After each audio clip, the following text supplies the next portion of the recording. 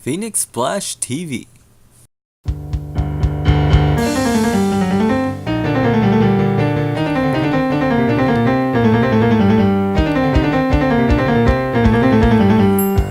Well, hello there, guys and gals. Do you ever just stare into blank space and reminisce about the past? Those days where you didn't have to worry about school or work. Those carefree days where you can dream all you wanted to without any harsh repercussions. I don't know why, but recently I started thinking about those days. The Dreamcast is my favorite system of all time, but why? Not only does it have my favorite games of all time, it reminds me of a time where I was first experiencing them. You see, I was pretty young when I got my Dreamcast, and as a result, my standards for video games were non-existent. Sure, I played Super Nintendo, N64, Genesis, but never as in-depth as I played the Dreamcast. It was the Dreamcast that actually got me into video games hardcore. When thinking back, I always pondered on what made me and my brothers buy the Dreamcast in the first place. Our starter system was an NES, then we got a Super Nintendo, then an N64 and PlayStation. Our Genesis came way later after the Dreamcast. But yeah, we never owned a Sega Saturn or Master System or anything Sega related. The only Sega system we did own at the time was the Game Gear. So what made us get the Dreamcast? Well, believe it or not, it was actually SNK that pressured us into buying a Dreamcast.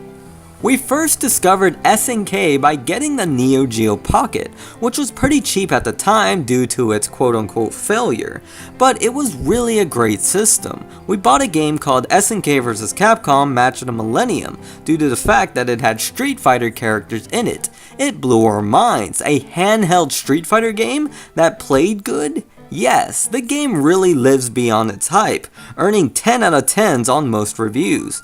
We found out that there would be a Capcom vs SNK game on a system called the Dreamcast. We were huge fans of the crossover fighting games. X-Men vs Street Fighter and Marvel Superheroes vs Street Fighter were widely played on our PlayStation. So we were also pretty excited for Marvel vs Capcom as well, and it was also coming out for Dreamcast. There was always this big debate on which game would be better, Marvel vs Capcom or Capcom vs SNK. But it really didn't matter. We weren't going to wait for the PS2 and GameCube, we were getting the Dreamcast. The next thing I know, we're getting Dreamcast Magazine. Now, back in the day, we were subscribed to a few gaming magazines like Game Informer, and Dreamcast was being hyped pretty well. I remember when we found out about Shenmue. It seemed like a game that everyone had to play. The whole free experience and reality of it was something that our young minds couldn't yet wrap our heads around. When we finally got the Dreamcast, life was pretty damn good. I have this memory of me and my other two brothers camping out in our dining room.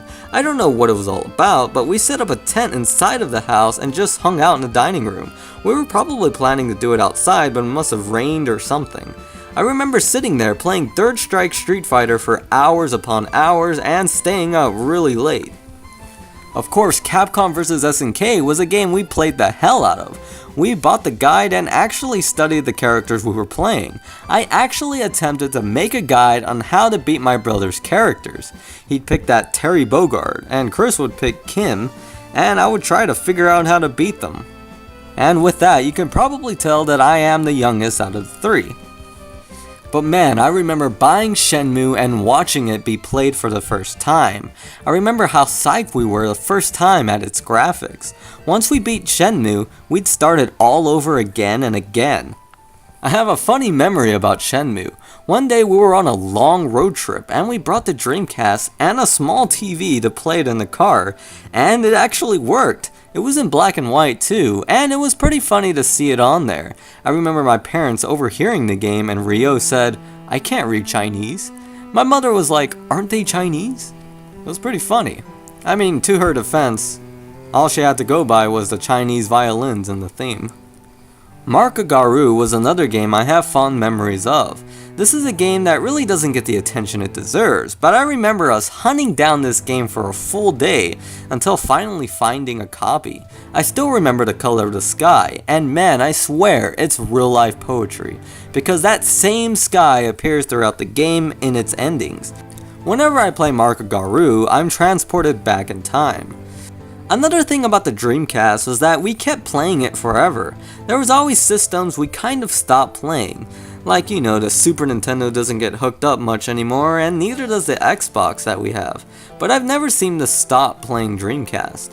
Sometimes I still pick up games that I didn't experience during that time, like Choo Choo Rocket or Space Channel 5. Skies of Arcadia was one of those games. I played that I think when I got out of high school, which is another part of my life that I miss. I remember Chris and I would get done with our day, and then at night I'd turn on Skies of Arcadia and he'd watch me play it. The ship battles and the music in that game was top notch. I remember when I first started this talk show, I really wanted to do an episode on Skies of Arcadia, but I wanted to replay it all over again before I did. And unfortunately I never had the time to do that, but maybe I will in the future.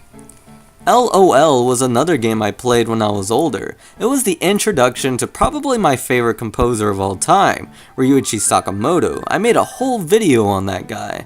A lot of people complain on my top fighting games that I should have picked Virtua Fighter 5 instead of 4.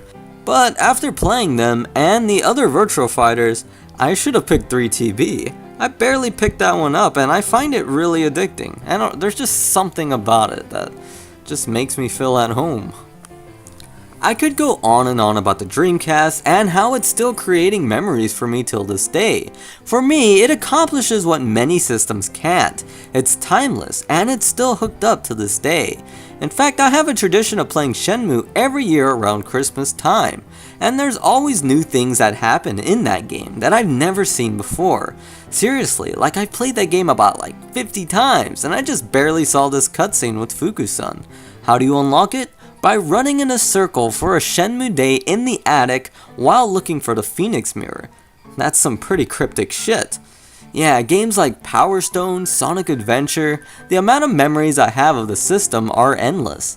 Our first Dreamcast unfortunately bit the dust, like it couldn't read the discs and it wouldn't turn on. But our second Dreamcast has been working for like probably over 10 years. So what are some of your memories of the Dreamcast? What introduced you to the system? Leave it in the comments below, and if you haven't played Dreamcast, you should totally pick one up. They go for like around $50 at video game stores. But yeah, seriously guys, share your stories. I'm feeling pretty nostalgic right now. Anyways guys, I hope you all are having a good life, and if things are tough, just remember that you are tougher. This is Game Analyzer, signing off.